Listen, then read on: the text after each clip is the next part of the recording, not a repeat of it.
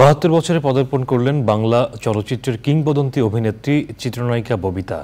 তার অভিনয় গুণে নানাভাবে সমৃদ্ধ হয়েছে বাংলা চলচ্চিত্র।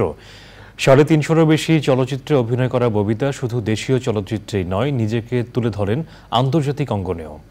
ববিতার জন্মদিনকে ঘিরে চ্যানেল আইয়ের পর্দায় দিনব্যাপী থাকছে নানা আয়োজন।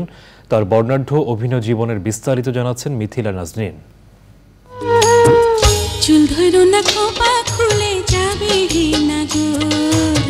সত্তরের দশকে বাংলা চলচ্চিত্রে অভিনয়ের পাশাপাশি ফ্যাশন আর সৌন্দর্যের দ্যুতি ছড়ানোর এক অনন্য নাম ববিতা। পৈতৃক বাড়ি যশোরে হলেও বাবার চাকরি সূত্রে জন্ম বাগেরহাটে।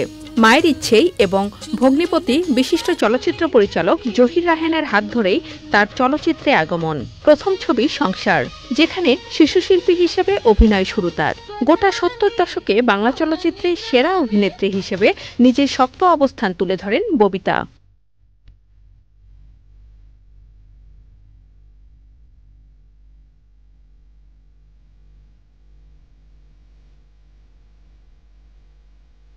ববিতা অভিনীত অসংখ্য সিনেমার মাঝে জনপ্রিয়তার শীর্ষে ছিল স্বরলিপি, অশনি সংকেত, বাদী থেকে বেগম, লাঠিয়াল, নয়নমণি, পোকামাকড়ের ঘর বসতি, অবুঝ হৃদয় অন্যতম।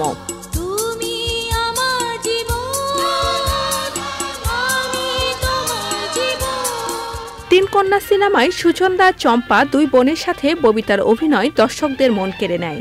দেশীয় চলচ্চিত্রের পাশাপাশি যৌথ প্রযোজনা সিনেমাতেও নিজেকে সমানভাবে জনপ্রিয় করে তোলেন ববিতা। চুরি করেছো আমার মনটা, হায় রে হায় মিশে লঙ্কা।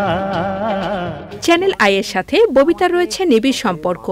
চ্যানেল আইয়ের প্রতিটি আয়োজনে নানাভাবে নিজেকে সম্পৃক্ত রেখেছেন তিনি। সেটা হচ্ছে জহির ভাইয়ের হাত ধরে রাজ্জাক ভাই এসছেন এবং জহির ভাইয়ের হাত ধরে আমিও এসেছি চলচ্চিত্র জগতে।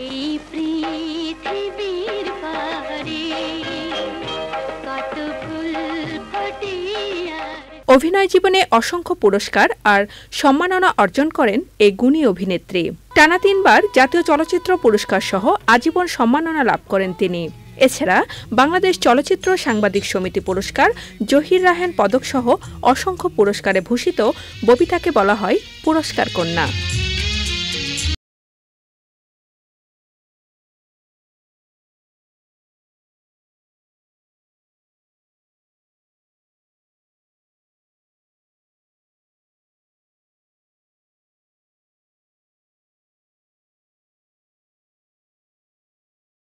ঢাকা।